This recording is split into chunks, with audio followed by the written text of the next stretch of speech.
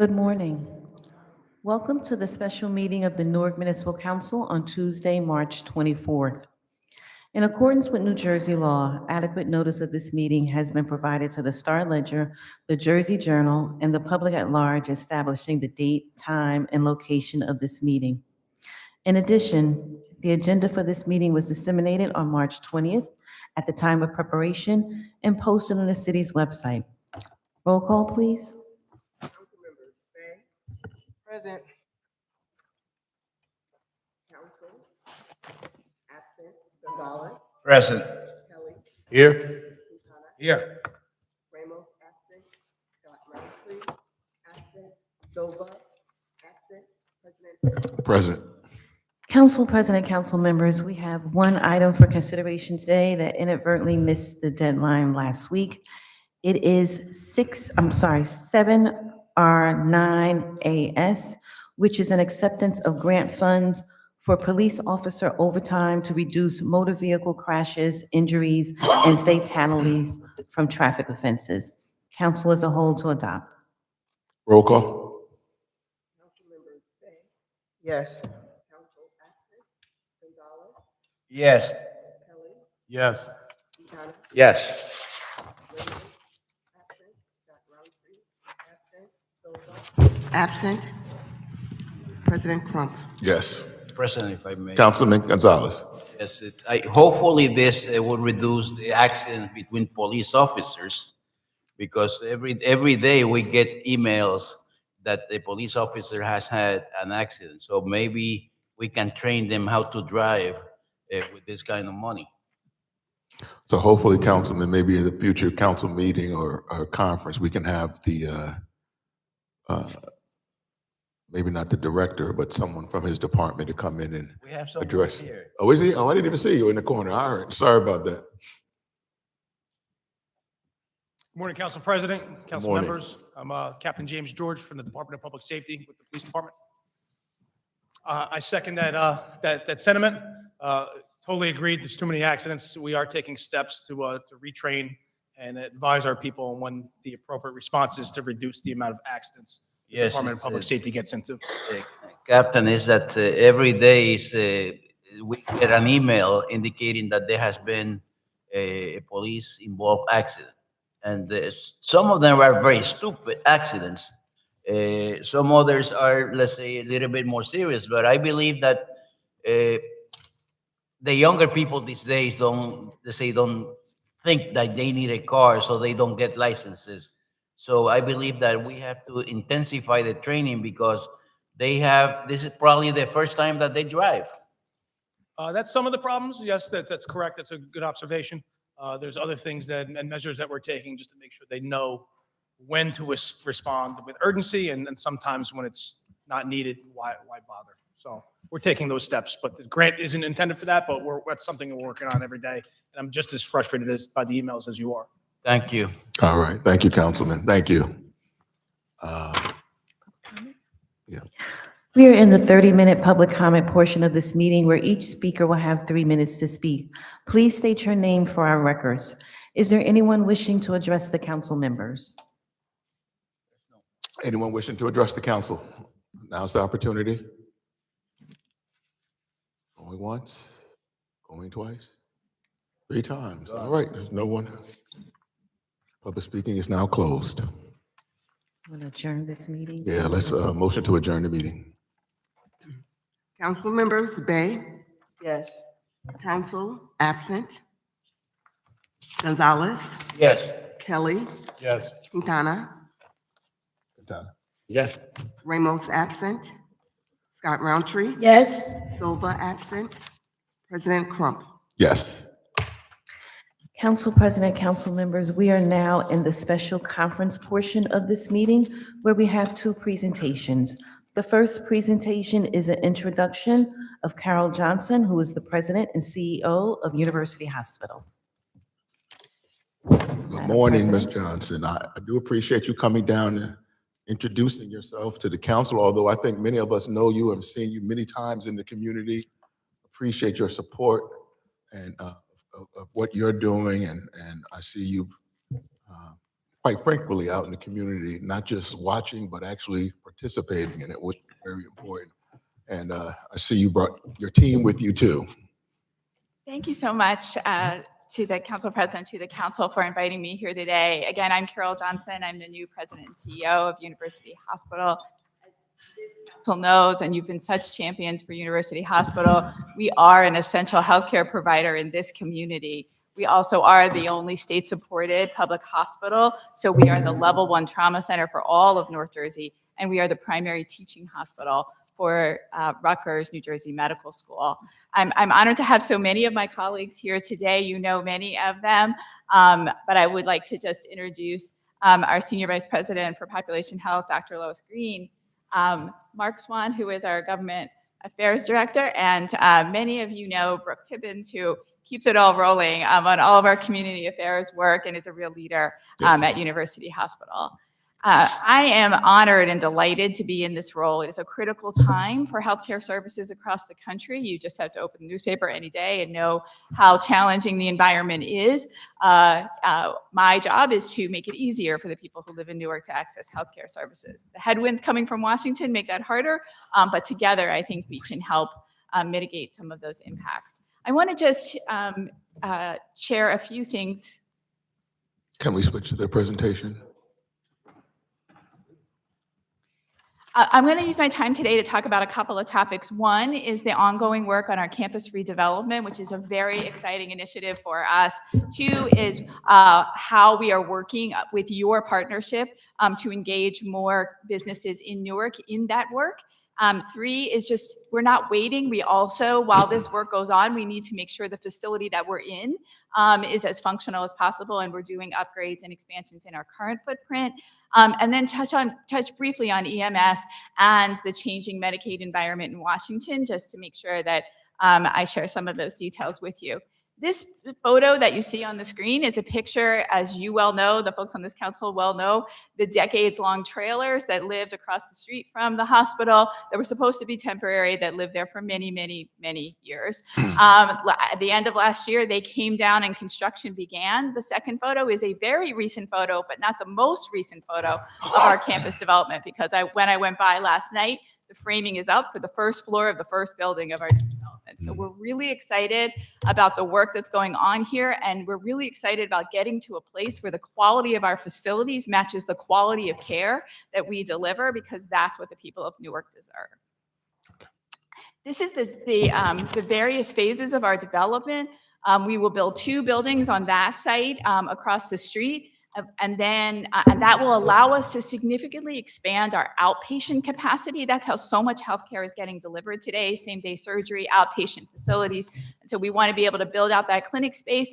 And then we will bring down some buildings that are on the current campus and be able to build up our clinical tower. All of that depends on resources, and a lot of work is going on to be able to secure those resources.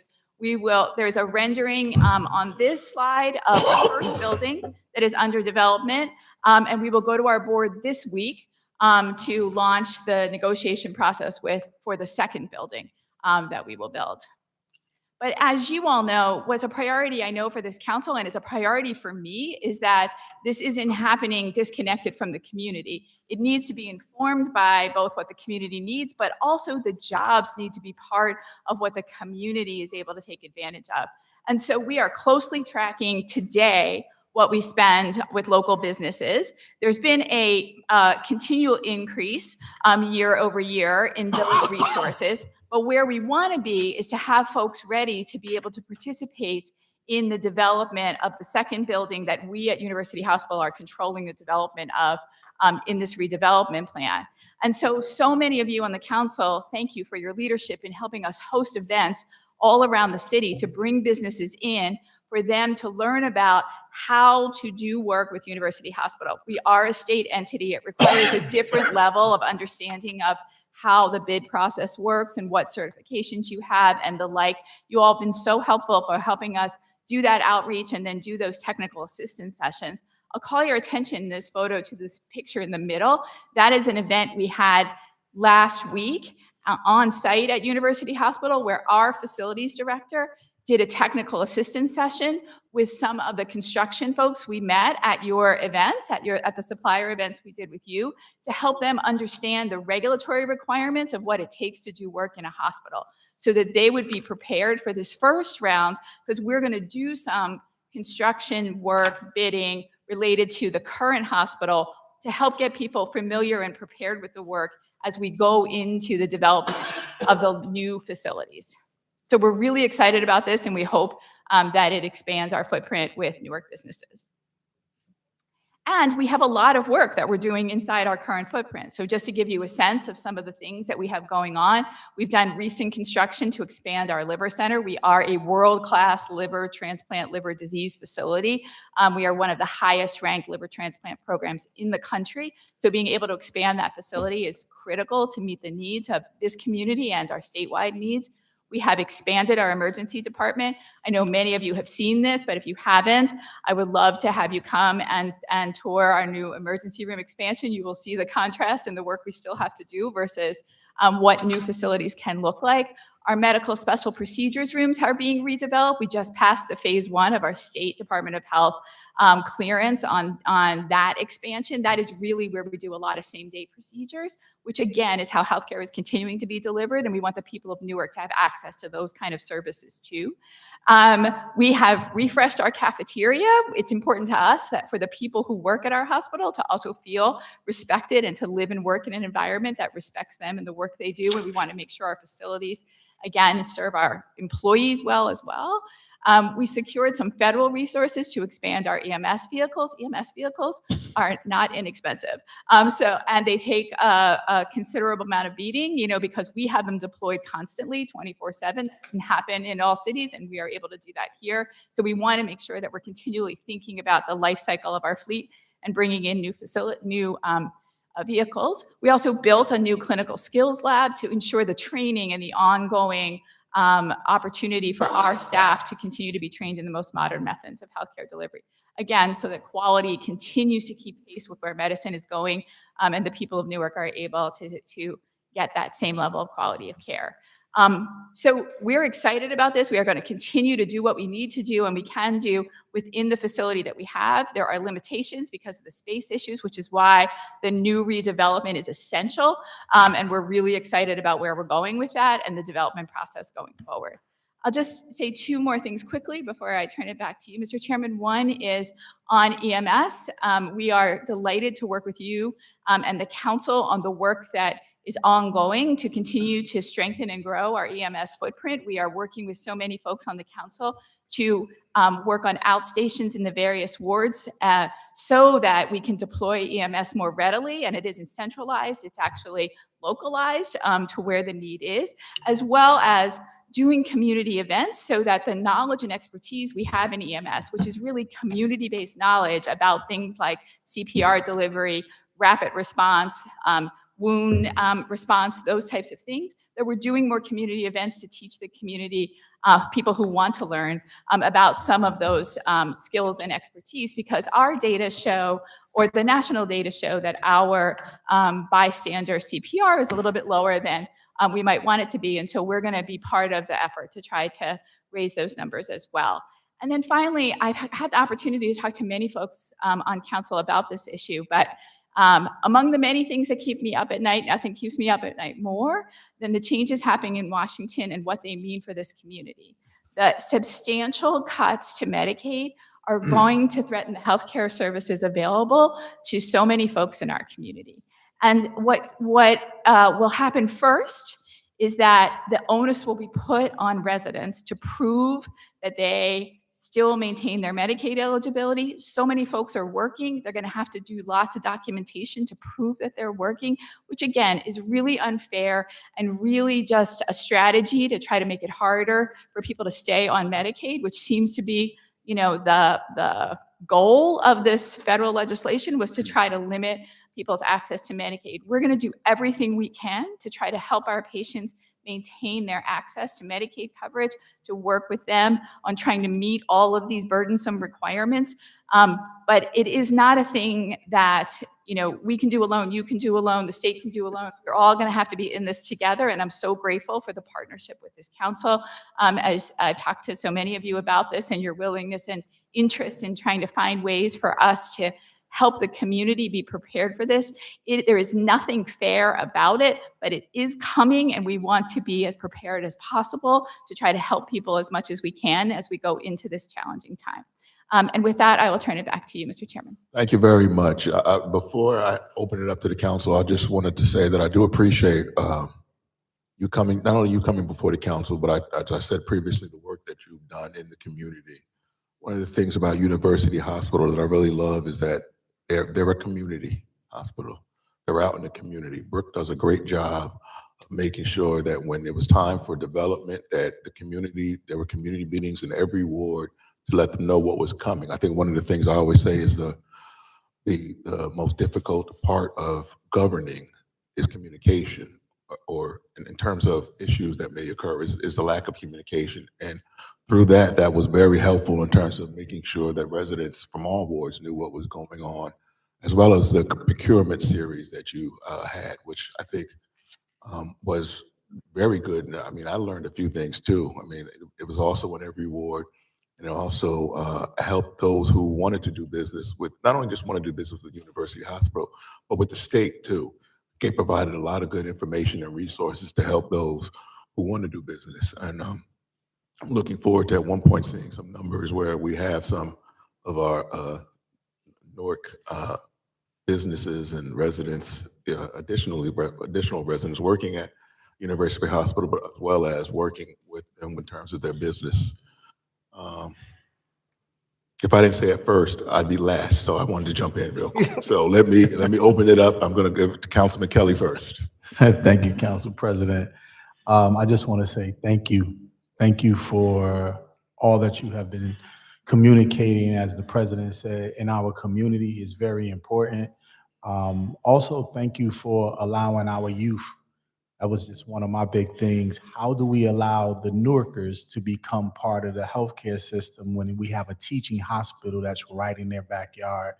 And you have done that as the hospital by allowing, at least in my ward, I'm sure in other wards as well, but Westside High School students being able to come and learn and get a job and work there where they can go on, you know, further their career in the medical field, and not just doctor and nurses, but they can do the things that helps the hospital run as a whole.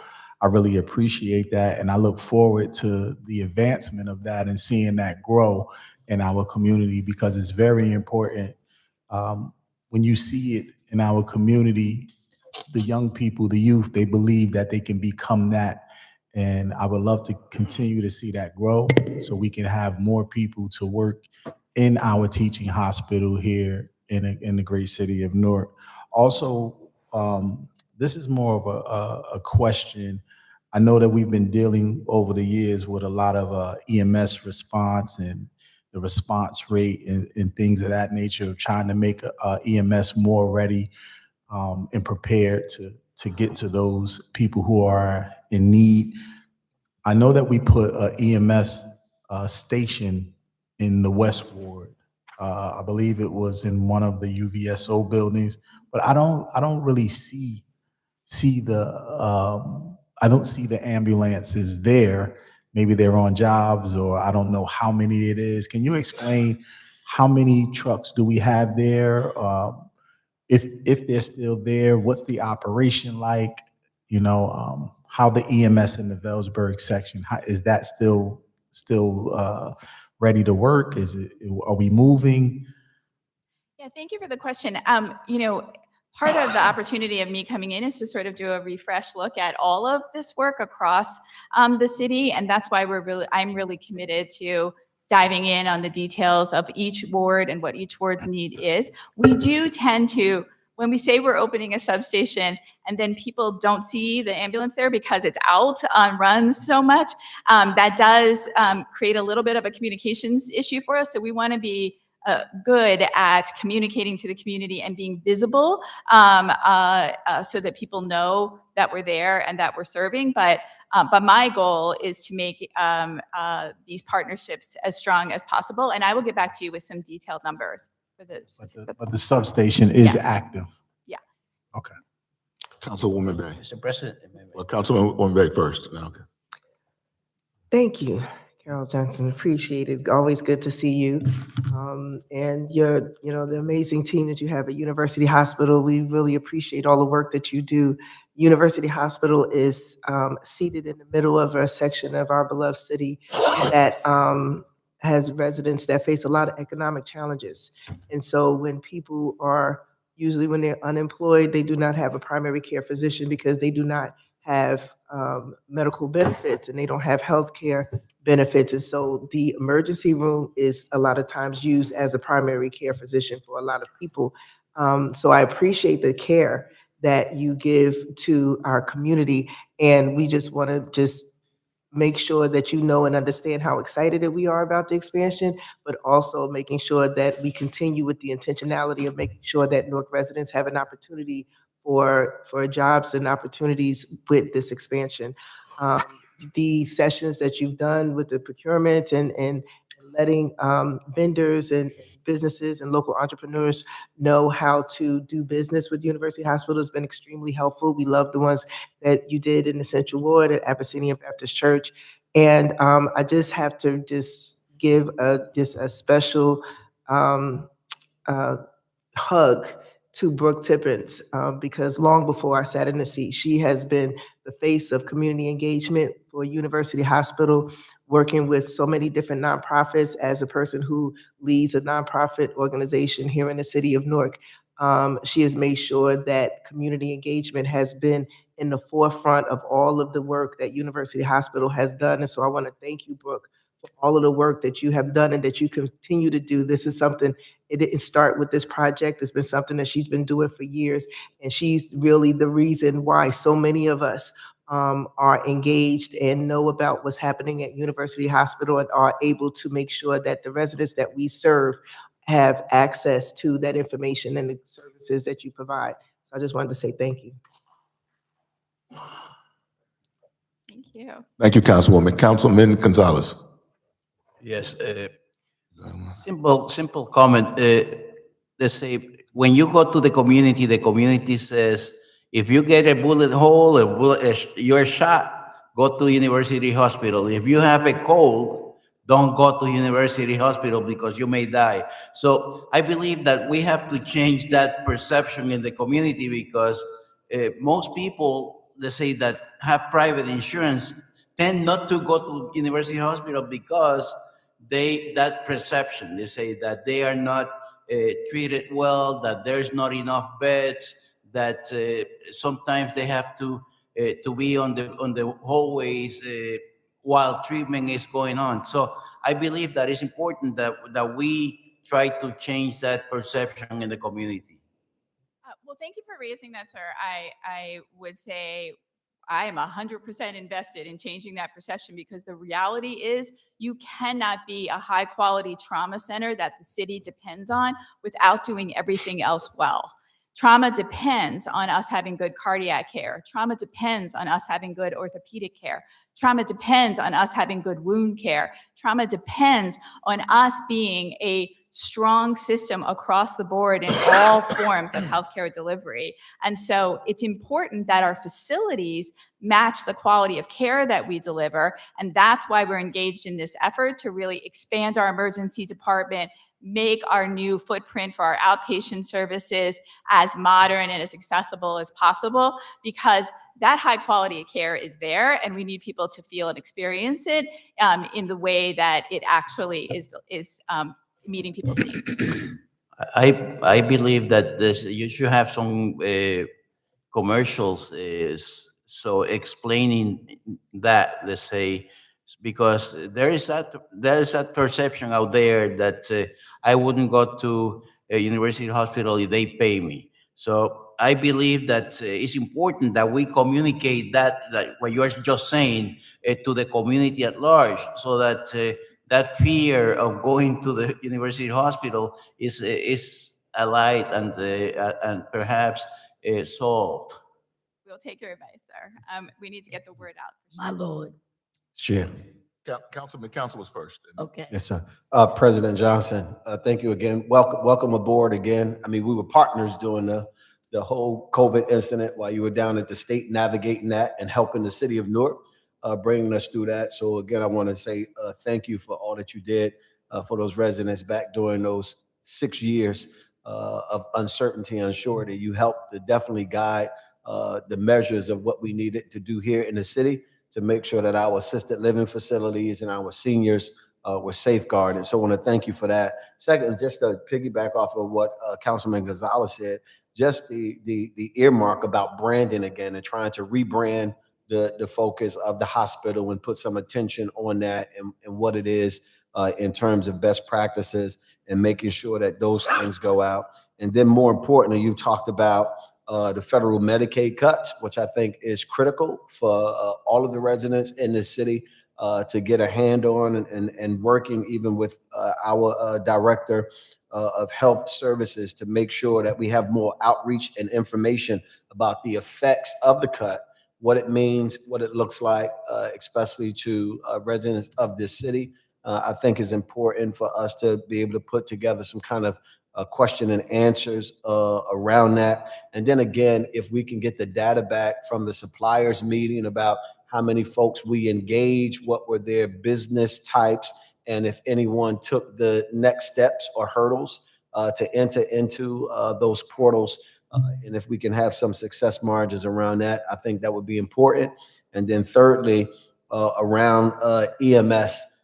We hear the discussion about the ambulances call, they're not there in time. But I think one critical piece that all of us are missing is a walkthrough of what happens from the time an EMS person is alerted about a specific incident in a specific area, who gets the call, where are they in terms of getting to that area, and then from that point, how does it move out that they're there in 10 minutes or 5 minutes or 20 minutes? What are those, parameters of being held up or being there on time? Well, thank you. One, I totally agree with you on the branding issue. I hope, knock wood, to expand at least even on our campus, better signage and wayfaring signage to help people navigate and to know where we are in a large campus that is surrounded by a lot of other Rutgers buildings.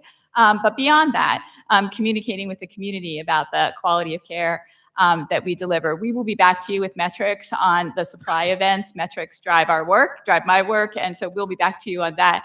I completely agree with you on Medicaid and would love to engage with everyone and our other community partners. We are very fortunate in Newark to have Ketlin running the Department of Health. She's an incredible partner to us, and we will work together on this critical issue. And then going forward, on EMS, we similarly want to be driven by metrics, but I would love to host some walkthrough sessions for you to be able to see both the call center, because we run 911, as well as how calls are triaged, what deployment looks like, how trucks are activated, how decisions are made in the field. If folks want to do some ride-alongs, we'll figure out how to do that. We'll figure out how, because I'd love for you to have that hands-on experience of what this is like and what some of the opportunities and challenges are. Is it possible? I know with our police department, we have a citizens class where the citizens can go in and learn about the police work, what happens to break down, all of the different things that happens. Then there's a graduation process. Is this a possibility that residents can be able to learn what this EMS process looks like from what you said, from call center to dispatch to movement to how things move, so that they also can be better equipped and knowledgeable about what is happening in those areas?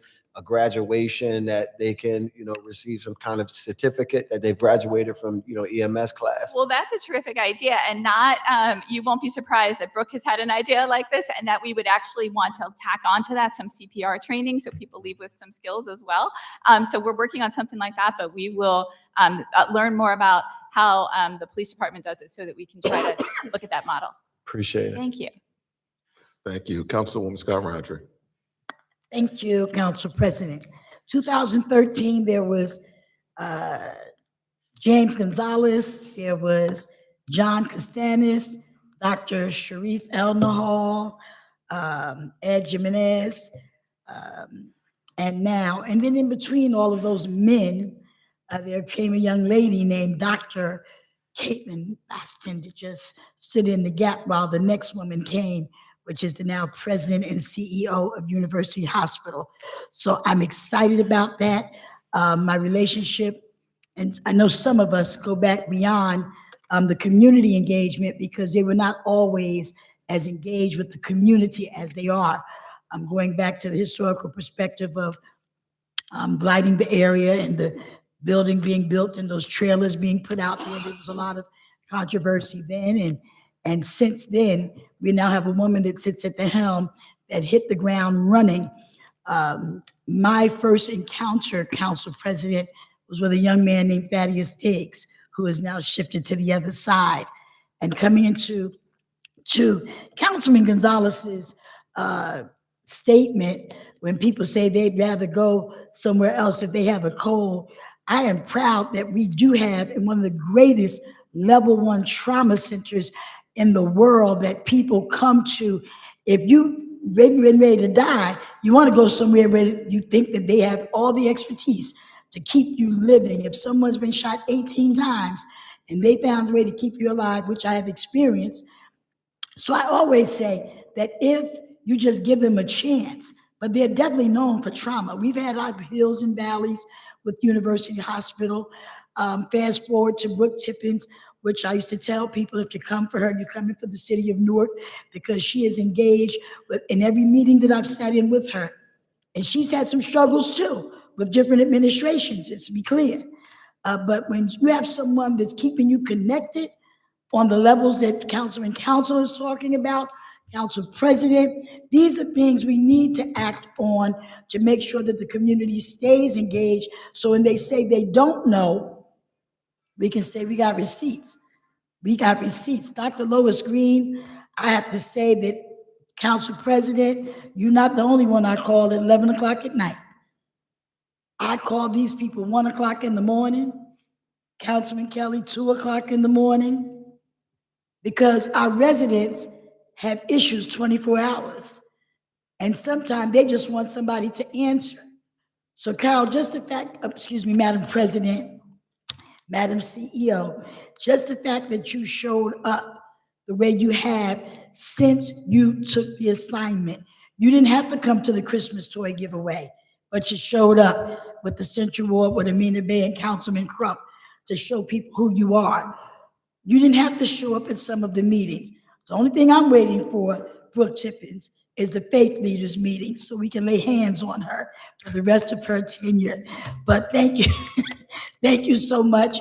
And most of the questions that were asked with councilors saying to integrate the training. I know they do some CPR training on some other levels with other departments, but to have that as an intricate part to say our main hospital in the city of Newark offered you a certificate, offered you some training, that's another way of engaging. I also do want to change the narrative, and I think that's all in marketing and community engagement. You and I spoke about the Medicaid and what's happening in Washington. So there's some organizations that people are not aware of that are now doing actual sit-downs for what's getting ready to happen with Medicaid and those health benefits that Washington might be attacking. There are some supplemental programs, but if you don't know about them, so that's something I think we talked about in the council.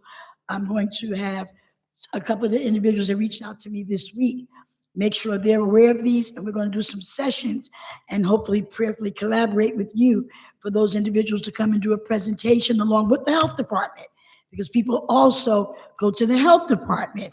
And we want to make sure no one's turned away. Brooke Tippins doesn't care whether you have insurance or not. You're going to get a mammogram and cervical screening. I don't know who pays for it, but I do know that we have to make sure our children, our women, and our brothers are taken care of medically, because the truth of the matter is, if no one has insurance, they're reluctant to even go to the doctor and can be very ill. So we need to encourage everyone, there's a way that they will be taken care of, just go.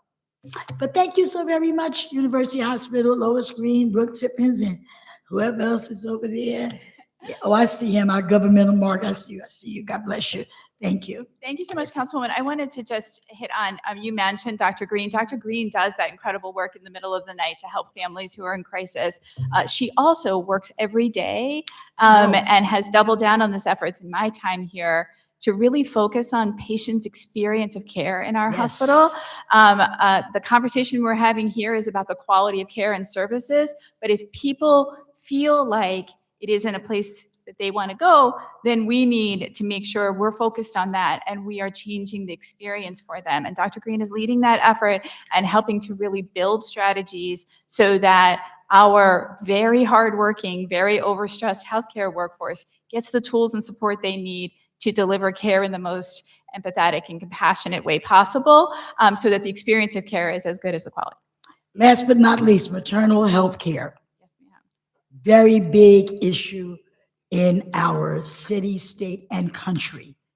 And the focus that we put on maternal health care, I pray that it's broadened, that our programs are broadened, that the funding that we need will come forward, not just for doulas and not just for midwives, but even the people that are dealing on a compassionate level with those who are with child. That has to be something that we make sure that you already know the statistics. I'm not going to go through all of that, especially with African-American women, brown, and we just want to make sure that we, at University Hospital, while we're talking about trauma, that's a form of trauma as well. Not the same trauma, but a form of trauma. So I'm glad you raised that because there is trauma associated with the experience for some pregnant women, and making sure that they can get the mental health supports that they need, making sure individuals who have substance use disorder issues can get the help that they need for that, and then making sure they have the follow-up care, because so much of the risk here for women is about things like hypertension and other Yes. things post-pregnancy that can lead to very poor outcomes. And so our goal is to get women engaged in care early and get them connected to services. And we've expanded our footprint to be able to do that and seen some success with that. thank you so very much. Thank you, Council President. Thank you. Councilman Quintana. Just thank you. Thank you so much, Madam President. And from a historic aspect of 1968 agreement, to see those barracks, where people lived. I mean, people were displaced as in the 1968. To see those barracks that had been there for decades, to see them moving out, it really highlights what the mission of the hospital is. In 40 years, I've run into, and I have ran into many of the presidents, and you're accessible. The others have not been accessible. They would meet with one group, with the whole body, but not individually. Or what you have done in terms of recruiting folks for job opportunities, for contracts, and I witnessed it at Councilman Raymond's community meeting. It was great. That was a great tribute to you and your staff, taking it to the community. In terms of the federal issues, last week at the National League of Cities, the members of the National League of Cities, the largest lobbying group to the United States Congress and Senate, went to Capitol Hill, pleading to the congressional members and senators about the concerns of the agenda of healthcare. Healthcare is under attack under that administration in Washington, not my administration. That's them over there. And 340B is going to be under attack soon. CDBG grants and all these other things that may help hospitals and institutions are going to be under attack. The book was written already. 2025 explains the whole issue, what was going to take place. And, we have to be supportive of helping the healthcare issues the federal qualified health centers engaging them more into the hospital. They have to, because they're the arm of the community, whether it's whatever community health center is. In terms of the ambulance services, it has improved, and very, very quickly. But, from Camp Street to Forest Hills, it's a ride. From Camp Street to Lyons Avenue is a ride. So in the future, is it possible that with the business administrator and the administration, that we can engage something where they could come house out of firehouse and beyond there? Is it possible? So they don't have to go 30 miles. Newark is a 24 square mile city. And it takes from one sector to another sector, it takes time and lights and et cetera. And I would like to see that. Also, Mr. BA and the Department of Recreation, as we hire lifeguards for the future, they need to take courses. We could bring them to the institution. We're short of lifeguards. New York does, we are going to be short too. But we should be able to bring some of these young folks and teach them about CPR or what is the basics, and let that be a certification. And maybe too, because it was before. I remember as a scout in the city, for us to get the merit badge, we would have to go up to the hospital and get certified. So again, these are the things that I would just put to you, and I thank you because you have been accessible to us. You gave me a personal number, and that meant so much. I didn't get that from other folks. Stanley Bergen would give that to me on a given day, but that's another story for another time. But I've seen the hospital from its existence of the early 80s to now, and it's an improvement. I just say we have to be the ambassadors to the hospital too, because it belongs to us. It's a Newark jewel, and it's our jewel. Thank you. Thank you so much, Councilman. Councilman. And if I could just briefly say, love the idea of talking about training programs with young people. The more we can get young people to experience the hospital and potentially get them on the footing to come in and get on a career ladder, working with us, we would love to be able to talk to you about that. Two, just thank you for mentioning 340B, which is a very weedy health policy issue, but is an essential way that we support the healthcare safety net. So Medicaid is our existential crisis. But 340B, which is a federal policy related to how drugs are paid for, is changing in real time and again, threatening the resources that are available to the community. But I look forward to working with you. Thank you, Councilman Ramos. Yeah, thank you, Mr. President, and thank you, President Johnson, for appearing before us today. We partnered on one of the supplier forums in the North Ward, and Councilman Quintana mentioned, I think the turnout is evidence of the level of interest that exists amongst our business community, trying to navigate ways that they can do business with government, with hospitals. And we definitely appreciate the fact that you and your team took the initiative to work with us on those forums. And, we also pray for longevity when it comes to your stay as the CEO. It's been like musical chairs. And every time we get to know somebody who's assigned as the president of the hospital, next thing you know, they're gone. So we unite in prayer for longevity. And we're also encouraged to see, the construction going on at the hospital. My sister worked there and retired a few years ago. And I think all of us have our personal stories when it comes to University Hospital. My mother was a patient there. She actually passed away there some years ago. So we're encouraged to see that there's finally a level of investment that the community here in the city of Newark deserves as far as having a state-of-the-art hospital. And I would just say that I would hope that people with common colds aren't going to an emergency room, right? That they're not tying up beds, much-needed beds for real emergencies. But one thing I do want to ask, and you don't have to provide the details today, is that I've been one of the ones here who's consistently been concerned about response time when it comes to EMS. We've noted an improvement But at the same time, every time I have an opportunity to visit my seniors in different buildings, it's still something that comes up, right? The managers, social workers, sometimes they're very concerned about what they feel is an extended response time to emergencies. And I know a few years ago, St. Michael's Hospital made an investment to add ambulances to the fleet that would enable us to have a larger number of ambulances that could respond to emergencies.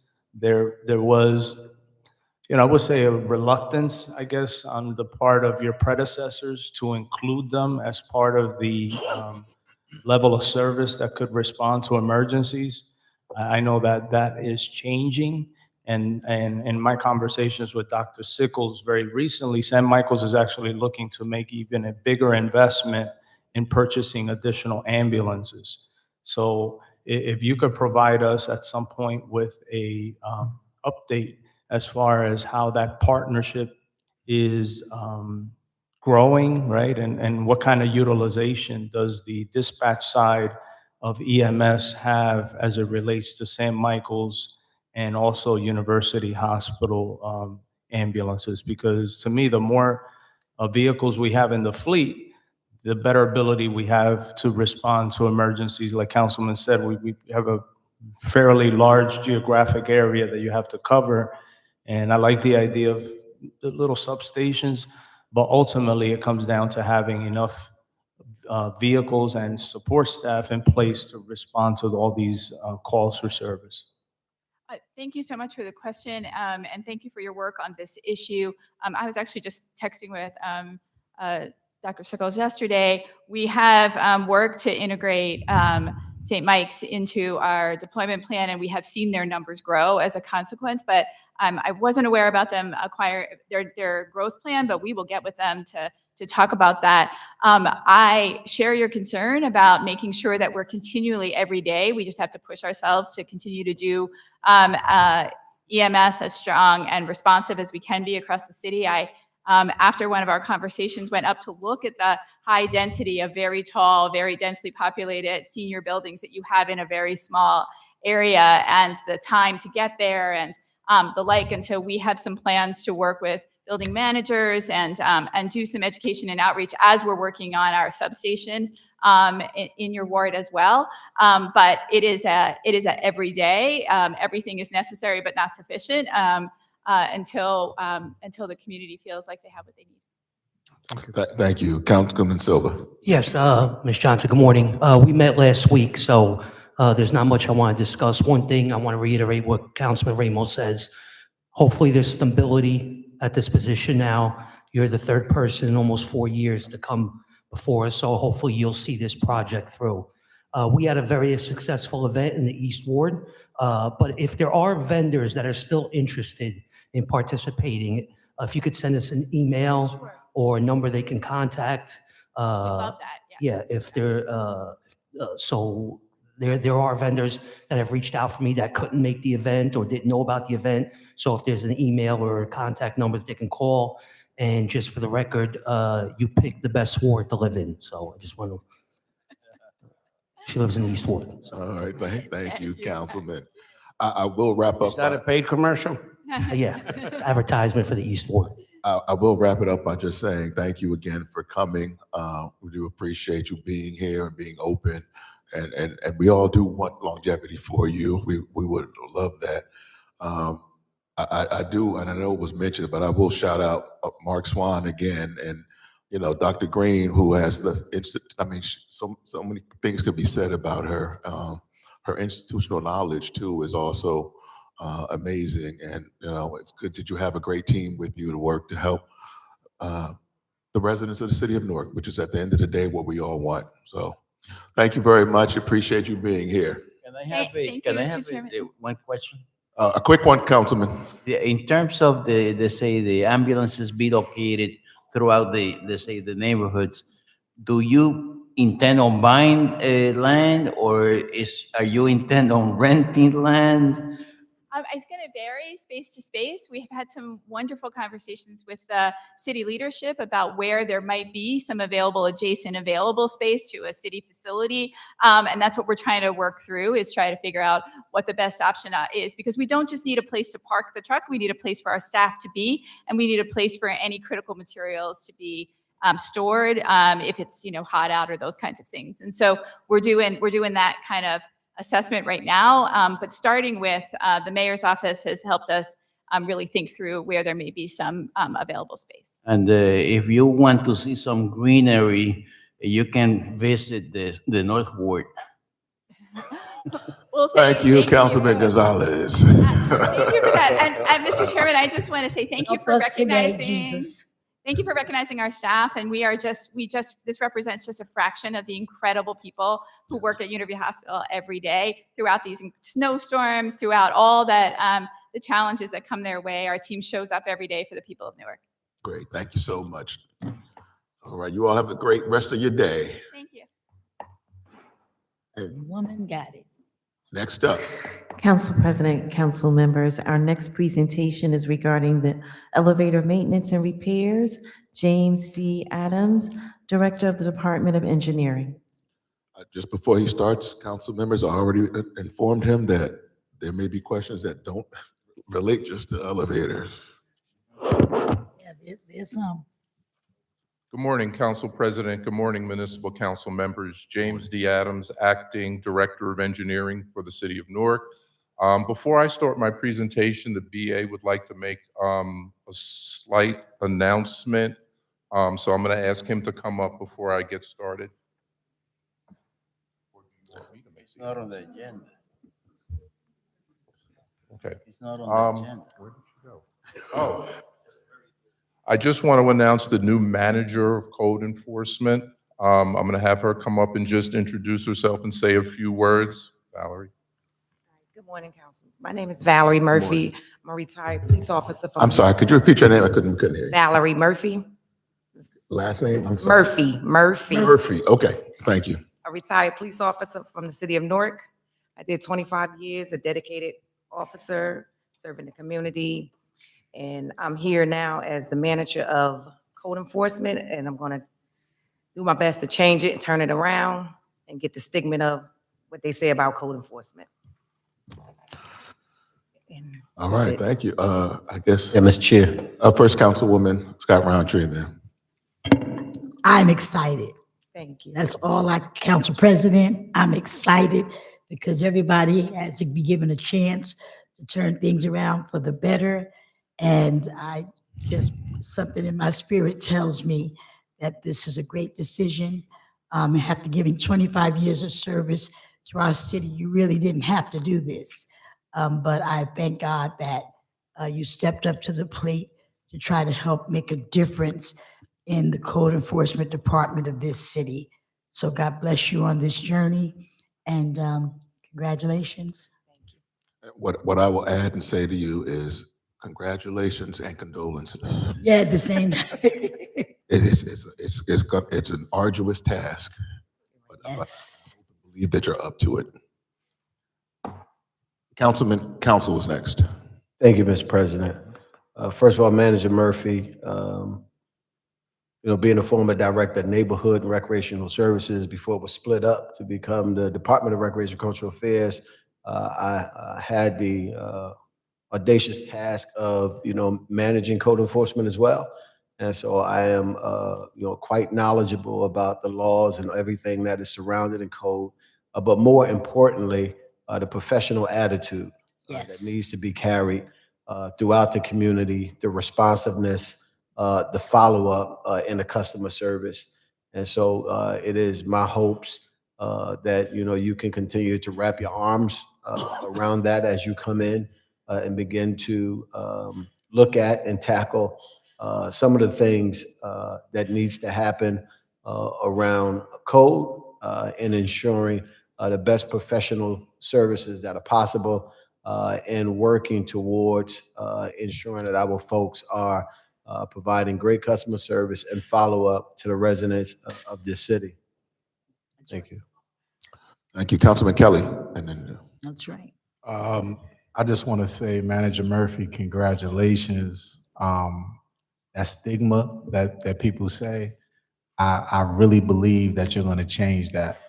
You know, I look forward to working with you and your team, because we definitely need someone like you that is going to get in there and do what we need to be done for code enforcement. So I just want to say thank you. Can I sponsor this?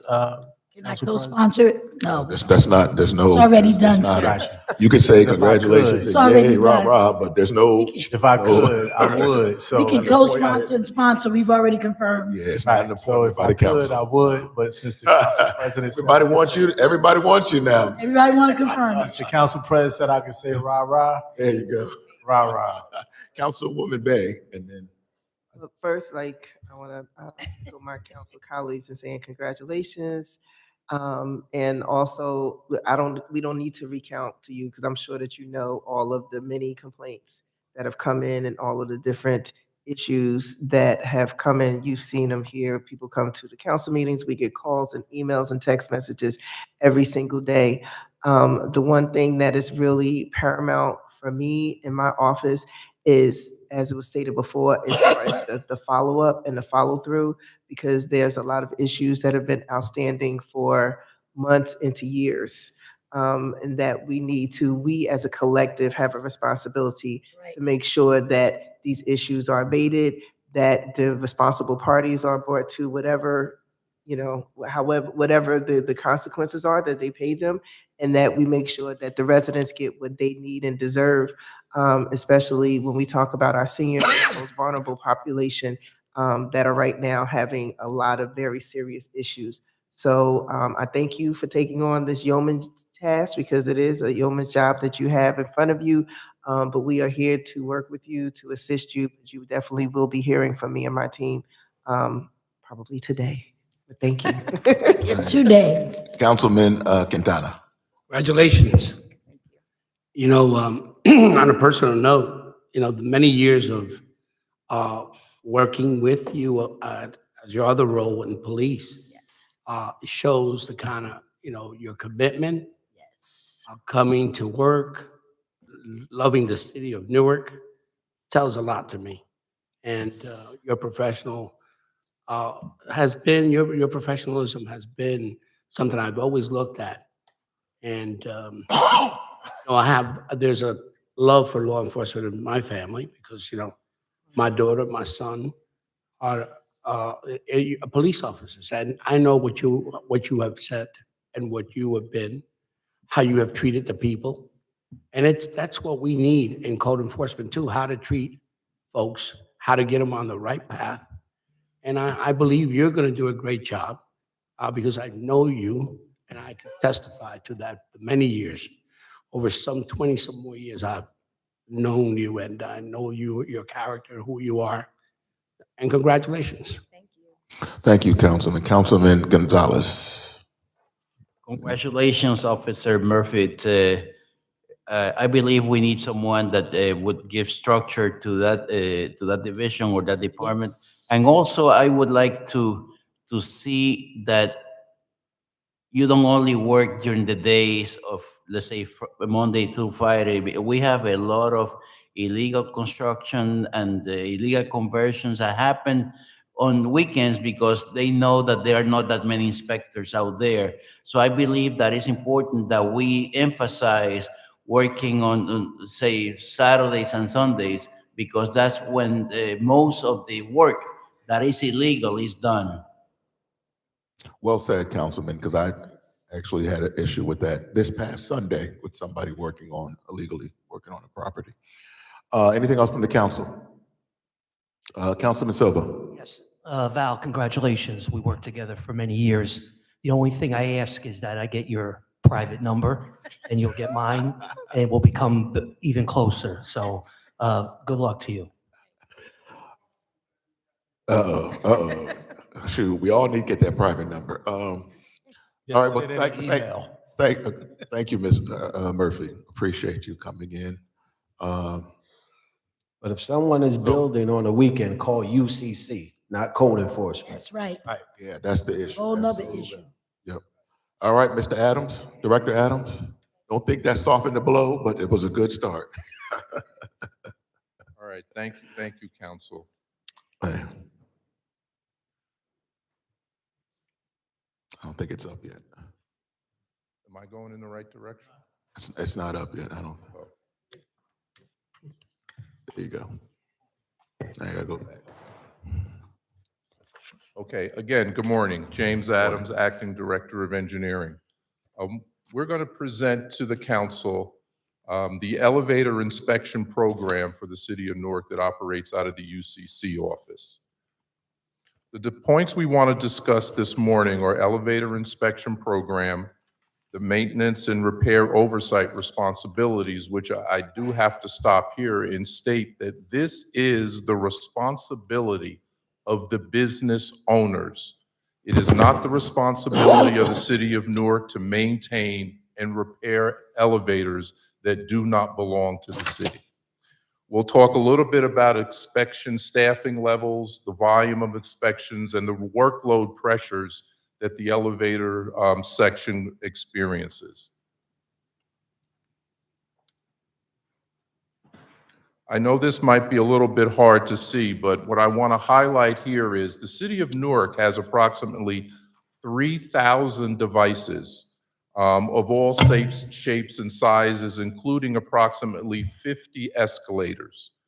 What does that mean? That means that the elevator subcode and the inspectors are very, very busy. As you can see here, under this bottom line, we had approximately 429 invoices have been paid to date. What does that mean? On an annual basis, we invoice the owners for the proposed elevator inspections every year. And we prioritize those inspections based on the invoices that have been paid. So all the owners get an invoice in order for them to set up and schedule their annual inspections.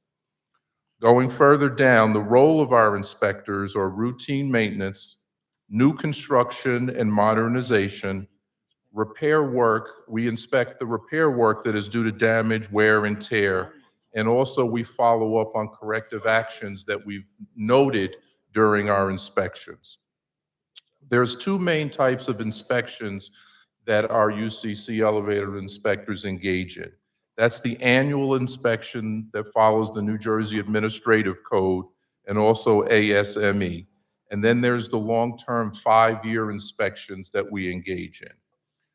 The purpose of these inspections is to protect public safety, to certify the elevators for continuing operations, and to identify any unsafe conditions and code violations.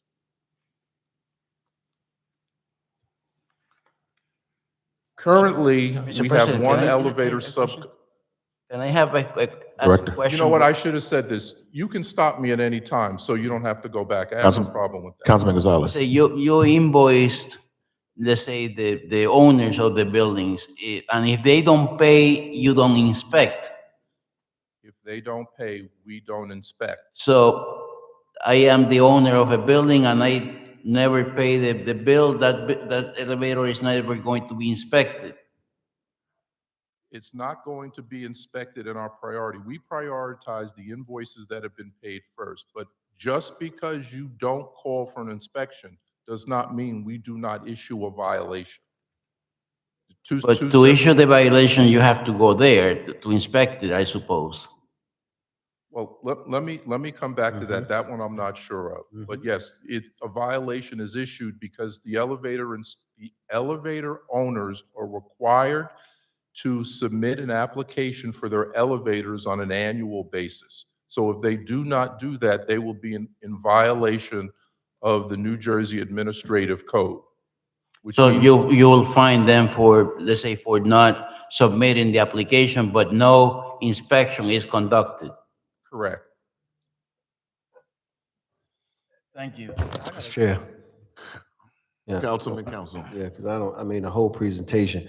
Let me just ask this question. So you talk about the role of a UCC elevator inspector, right? And we talked about the regulatory principles and what needs to be completed by a licensed elevator mechanic. Someone gets a fine on their elevator system we go out, we inspect, we say that you have to make these corrections. Person comes and says, okay, I've made these corrections. We send someone back out to check to see if the corrections are made. If not, they stay in violation until those corrections are made. Then if they send information back out from their elevator company or whoever they hire to say, okay, we've made all of these corrections and we're looking for someone to come out to re-inspect what happens, what is the responsibility of the city at that point? The responsibility of the city does not change. If the elevator is non-compliant and we've made an inspection and the elevator owner's elevator contractor has stated that they've made the repairs, we go back out to check to make sure the repairs have been done in accordance with the administrative code. So we don't make an assumption or presume of what someone else said. We would send our person, be it a third party or someone else, back out there based on what the elevator contractor from this proposed manager or owner stated about the elevator being repaired, so that we would know that whatever the repairs that were needed were corrected. Is that correct? That is correct. Okay. What you're referring to is what New York City had done in the past, which is called self-certification.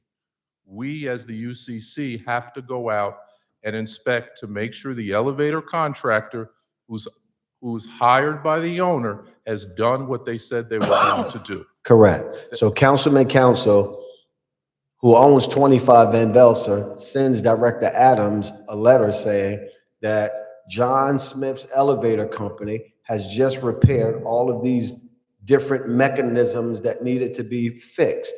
Now, is it Director Adams' responsibility to go back out and check to see if those things were done, to either pass or to continue to violate until those things are abated appropriately? Yes, it is. Right, okay, so we need to do that at 25 Van Velser. Right, we keep providing different levels of bureaucracy, saying what other people are saying and information that people are talking about, instead of going back out checking. So if the owner said, we've sent our company back out there to make these repairs and we have determined that this stuff has been done, we should be responsible to go back out there and check, not wait, not insinuate, not think what somebody else determined about modernization or what we feel we should be doing. We should go inspect it, evaluate it, and determine if it's proper for usage or if it's still not proper for usage, and give our determination. But to continue to wait provides a problem to the residents of this city. Councilman, I agree. And let me get back to you on that one because I don't have the details of that one right in front of me. Good morning, Council President and Council members. Raymond Concepcion, Assistant Director, Department of Engineering. In response to the particular ask for 25 Ambassador, we were received a said letter. We made them in contact with the third-party inspection agency to confirm whether or not they did do the work, because prior to that, they anticipated or stated that they were going to modernize the elevators. Now, we are waiting for the response from a third-party inspection agency to confirm whether or not they actually did the work. So once we confirm that they did do the work, then we go out and inspect. If they did not do the work, we will inform accordingly as well. So that's where we are. So we're waiting for a third party that we sent back out to get with the company that made the corrections on the elevator to hear what their reports are. No, what we're doing is that this particular property has stated that they did not do the work because they were going to modernize the elevators. No, they sent a letter indicating that they made the repairs that was requested by way of the city. So it doesn't matter what we think or feel, we have an obligation as a city to go out and to check to see if those repairs were specifically made. And this is not in defense of the owner, this is the defense of the residents that's been in that building for almost 2 years without an operating elevator. They have to walk across a roof and down the stairs. And in case of emergencies, EMT workers can't get up, other people can't get up. We cannot be so bureaucratic that we stop progress. We can't do it. No, and you are correct, and that's what we're doing. We did requested to go back out, and as soon as I have the update, I'll be glad to tell you what was the outcome.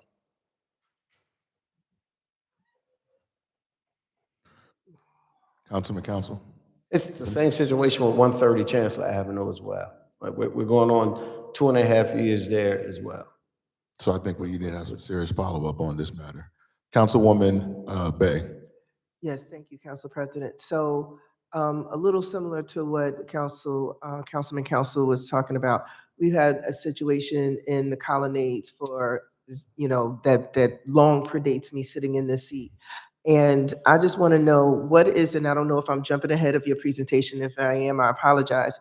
But as far as the dance that a lot of these building owners do, they'll do a patchwork, they go out there, they inspect, it's working for that moment. Literally 10 minutes after the inspector leaves, the elevators broke down again, and then the residents are in the same situation. So we have elderly, we have disabled that are not able to get around. We've had residents that had to drag groceries up 15 flights of stairs because the elevators aren't working.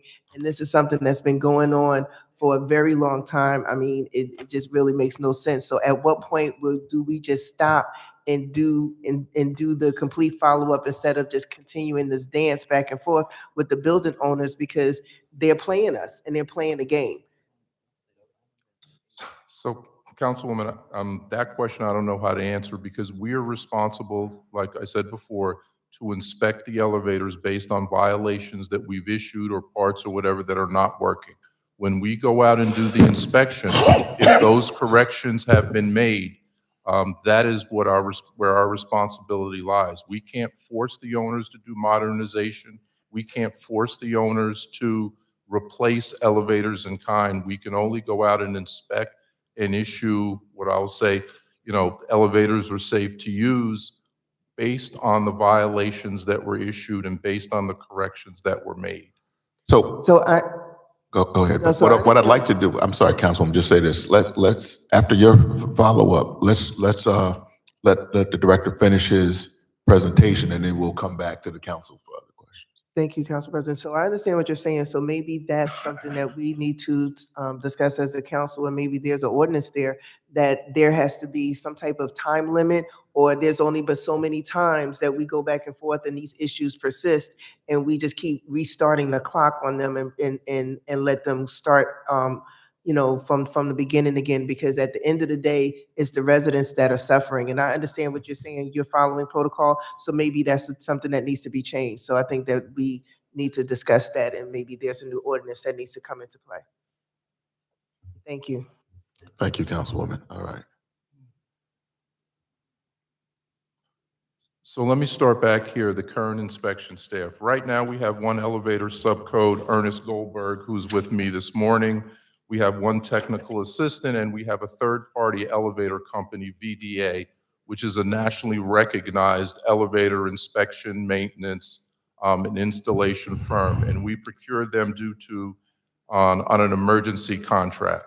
Our goal is to be able to put out an RFP to have a permanent third-party elevator inspection company after this emergency contract expires, and we plan to do that within the next month or two. We also have, VDA has 3 full-time elevator inspectors, and they have one to 2 technical assistants. We are going to look at whether those 3 elevator inspectors fulfills the city's needs when we issue the new RFP.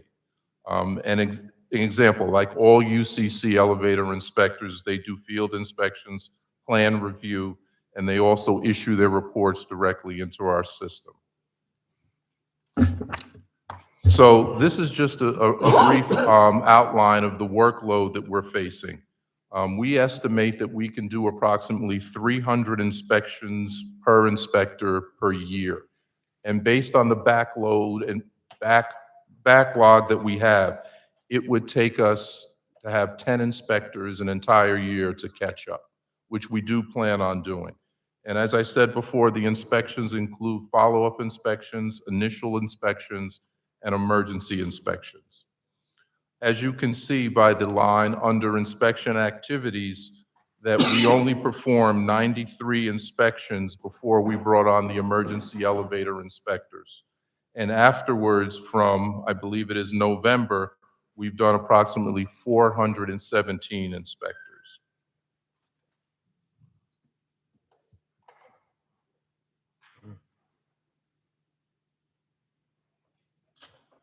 So what I want to describe now is what I determine the key operational challenges. Continued development obviously increases the need for elevator inspections, re-inspections, and new inspections. The modern elevators are more complicated than the older elevators, which means the elevator inspectors need to keep up to date on the new technology as well as being aware of the older technology. Because a lot of the elevators in the city of Newark, and I should say vertical transportation, not elevators, are older, they require more maintenance and they break down more often, which means that increases the number of inspection. Obviously, by the fact that we're going to a third-party elevator inspection company, elevator inspectors are in short supply. So recruitment and retention becomes challenges if we were to bring this in-house. And lastly is the documentation required. And I probably should have brought an example of an elevator inspection form to let the council know the amount of detail that an elevator inspector has to go through when they perform an elevator inspection. Going forward, we're going to use the existing elevator fee structure to support our long-term staffing strategy. And like I said before, we're going to look at maybe possibly increasing the number of elevator inspectors to follow the model of UCC of having one inspector per ward. Keep maintaining the strong collaboration between the UCC office and whatever third-party elevator company we do procure after the emergency contract expires, improve scheduling, and improve proactive invoicing. What I mean by that is in the past, we had invoiced the owners on a sporadic basis throughout the year. Now what we've done is we've started invoicing the owners all at once in the beginning of the calendar year. Reduce inspection delays, improve public safety, analyze current deficiencies, and implement corrective best practices.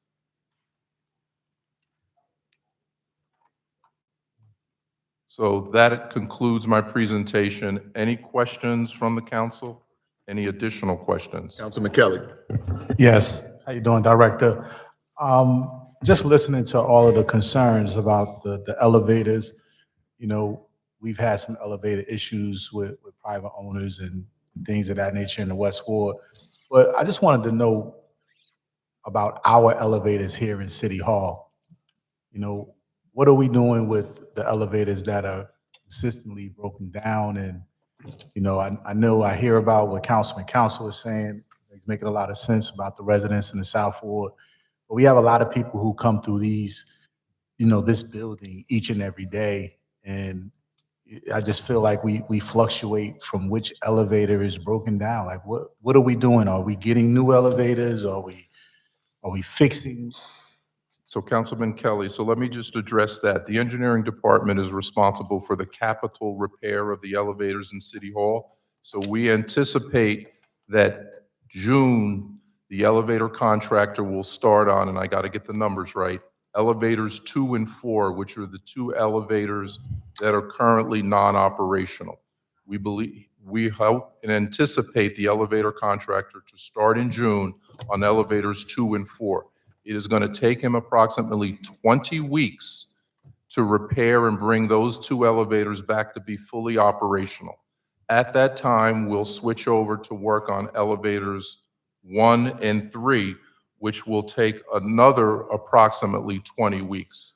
So the entirety of this contract to modernize the City Hall 4 elevators will not be completed until the spring of 2027.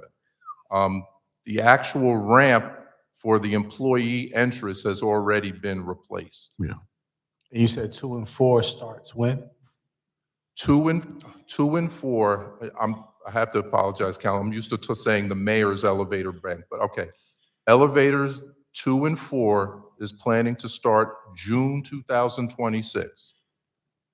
It is going to take approximately 20 weeks to repair and modernize those 2 elevator banks. Once they're operational and signed off on, we're going to start on elevators 1 and 3, which are the ones that are currently operational. because we've determined that it's better to work on the 2 elevators that are in the worst conditions first. Then those 2 elevators, 1 and 3, will take approximately 20 weeks to repair. So that's going to put us in the spring of 2027. So 2 and 4 probably approximately be ready by December-ish. And then the 3 and, what was it, 3 and 6 you said, will be where about? being ready? October. 20 weeks brings me to about October October, okay. of this year. Of this year, October 26th. Okay, so then that will make spring, okay. Thank you. Thank you. Councilman Gonzalez. Director, we have a lot of new construction, and in some cases, those buildings do not receive or cannot receive the CO because the elevator inspector hasn't been able to go there. Are we going to give any kind of priority to those buildings? Councilman Gonzalez, some of the issues in the past had to do with, as you all know, the lack of elevator inspectors. That is why we brought on VDA to be the elevator inspector company to get us between the gap of us having very few elevator inspectors to when we put out the RFP, when we have a full fleet of elevator inspectors. We should not have to put a priority on anybody if we have the proper staffing. We should be able to meet the state requirements for inspection and re-inspection regardless of who it is, whether it's an older owner or whether it's a new owner. When you anticipate having, let's say, this in place? I believe that we're going to put it out to bid. It's now the middle of March. We're going to put out this new RFP in the middle to end of April, and then we have to give the company a chance to put in their bid. So it's going to be late spring that we're going to have this new, it could be the same company, this new elevator inspection third-party company. Thank you. Thank you. Councilwoman Scott Roundtree. Thank you, Director. Thank you, Council President, for your previous remarks. So we were talking about inspections. We're talking about City Hall. When I see our elders come in to pay their bills, I know we have the ramp that brings them down to the basement. If the elevators are not working throughout the entire building, that creates a problem. So you said that the handicap accessible, the 88 on the employee side, that's been replaced. Correct. But people that are coming in the building, they have to go to the first floor to the tax office. How do they now go to the employee entrance to get to an elevator, to get upstairs if the elevator is working? Or are we preparing something? Because I looked at the plans that we had before we voted on the monies that were going to be spent to repair the elevators in City Hall or city buildings. So how do people, what is the fix for those who come through the main entrance that are elderly or handicapped to get to other floors? I don't know if I understand your question. You're So saying if people come in the Broad Street side of the building, how do they get to the first floor? If there have been times when all of the elevators were not working at all. So is there something that's planned that if this happens while we're waiting for October and 2027, is there a plan for some type of mechanism or a lift, or is there anything? I know the building is historic, and I know that's a crazy question, but I mean, you have to be downstairs when someone comes and cannot get upstairs at all, and they've taken an Uber, or I was just wondering, they come through the Broad Street entrance, because we're still talking another year, almost. We are. So Councilman, I hate to defer to somebody else, but the actual repair of the ongoing elevators is a public buildings issue, and I don't know if my fellow Director Adim is here. He can probably handle that a little bit better than me. Yes, sir. Thank you, Director. Council President Kareem Nadeem, Interim Director, DPW. Is currently 2 elevators working. In the event that one of them go down, we immediately call the elevator contractor that's on call to come and make the repair.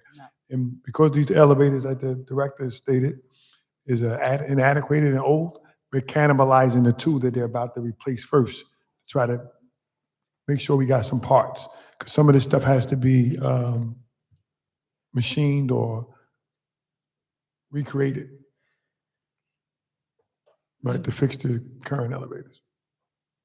Right, and we're not just taking the two elevators out of City Hall, also taking parts from the one in the old finance building. Right? Chair. Council. Yeah, I just want to take this opportunity while we have Director Adim and Director Adams here to switch our focus to paving 2026. You know, April is next week. Elizabeth from Grumman Avenue to Mika is a dangerous travel. And what are we looking at in the area of a coordinated plan from the water department as well as engineering to get out here to start this paving process for our residents in this community? Councilman, Council, I carry this with me at all times based on past questions. This year, we're going to have 2 municipal aid paving contracts that are come out, MA 2022 and MA 2023.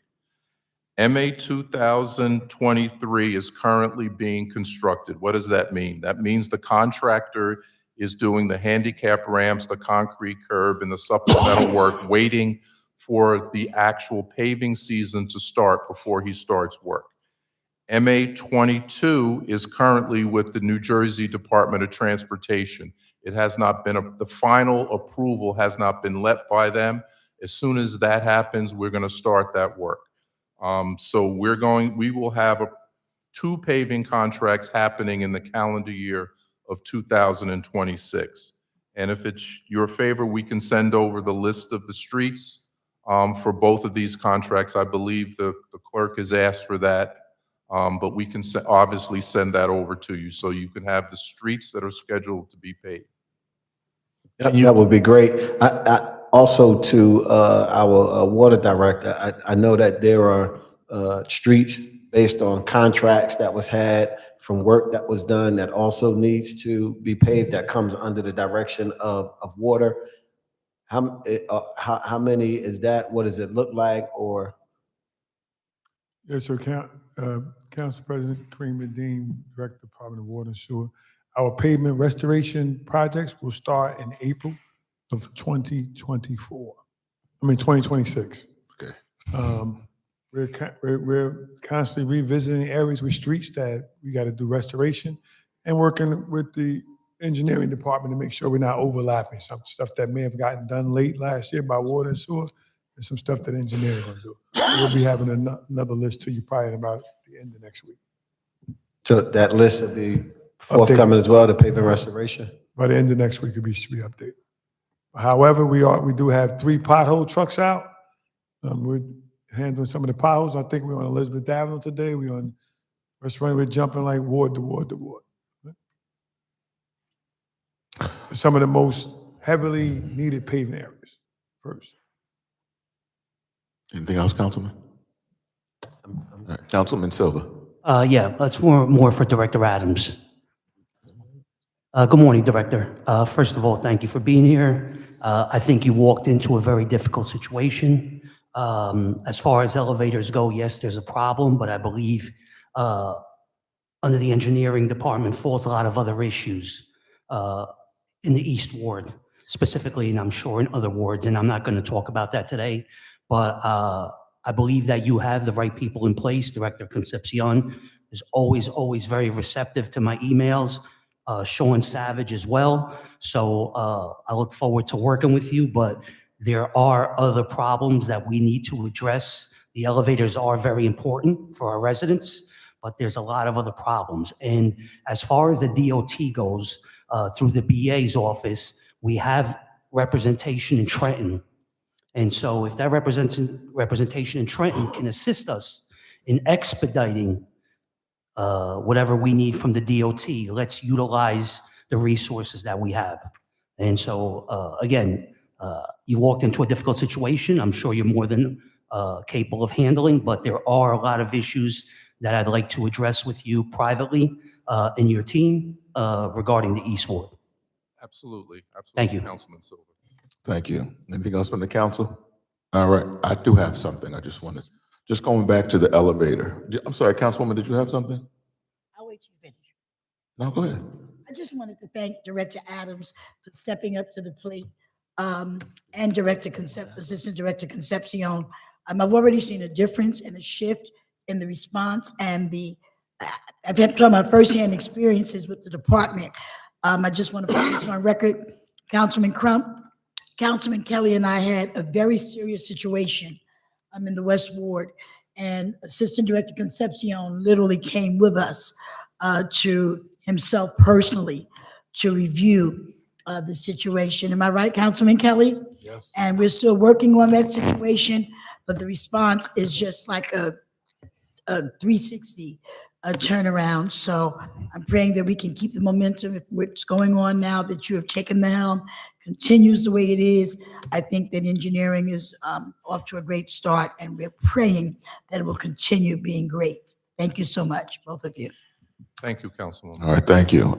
So I guess I'm going back to the elevator and just trying to make sure I understand exactly what you're saying here in documentation.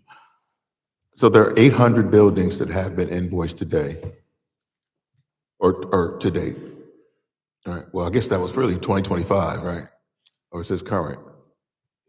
It's 2025, but it's current, Okay. yes. And 429 invoices have been paid. Is that based upon the number, the buildings, or is that based upon the number of devices? Because you have 3,000 devices. What are you It's invoicing? based on the building. So the additional 371 buildings that have not been invoiced. So let me say that differently. There's 379 we've invoiced who have not paid. Yes. Okay, yeah, so they have not paid. What is the city doing? What is engineering doing for them to get, to pay? Are they fined? What is the process for those who have not? Because as you said, every year they're supposed to. So, Council President, we're going to follow up with those owners, but yes, there will be fines issued. The exact amount of the fine, I'm not sure of. I would have to defer to the construction official. So can we get a follow-up? And it can be in writing, an email to us Yes. regarding that. And then what is the process to collect those fines? I mean, it's basically the whole process, if you just break that down for us. Understood. All right, thank you. And as always, any information that you share with one of the council members, please share with all of us, so we're all aware of what's going on. Okay, absolutely. Thank you. All right, thank you. Anything else from the council? No, anything from me? Thank you, Director. Anything from the administration at all? All right, well, thank you, everybody. Have a great rest of your week.